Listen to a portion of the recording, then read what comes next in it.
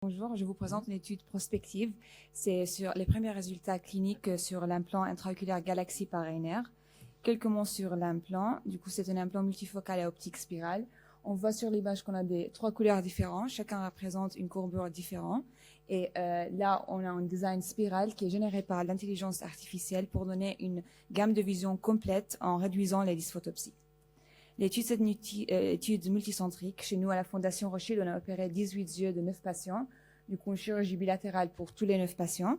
On a suivi les patients 1 mois et 3 mois post-opératoire et on a évalué la réfraction manifeste monoculaire, l'acuité visuelle de loin, intermédiaire et près, corrigée et non corrigée.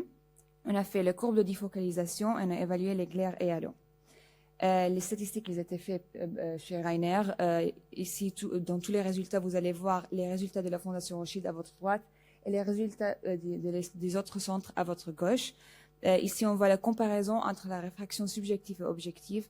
On voit qu'à droite, les réfractions objectives des patients à la Fondation, on voit une myopisation par rapport à la réfraction subjective. Pour la courbe de défocalisation, on voit que les résultats ils sont comparables. On a une bonne courbe de défocalisation avec une amplitude visuelle complète. Et on voit qu'on a un plateau régulier entre plus 0,5 et moins 2,50 dioptries. Pour l'acuité visuelle de loin binoculaire, on voit qu'on a l'acuité visuelle non corrigée et corrigée à 1 mois et à 3 mois. Et on voit que les résultats ici ils sont comparables toujours.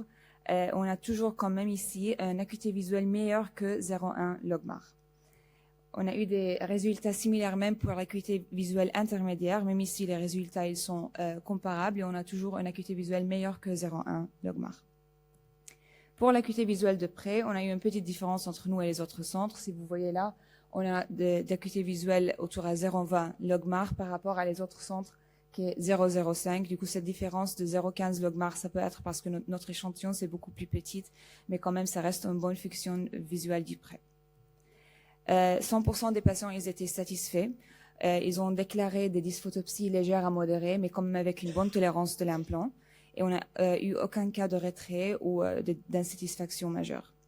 Du coup, on peut conclure à dire qu'on doit quand même toujours évaluer la réfraction subjective, car on peut avoir un pseudomyopie autoréfractionnelle.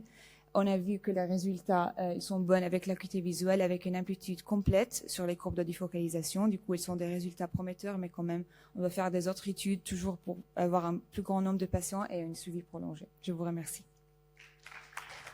Merci beaucoup.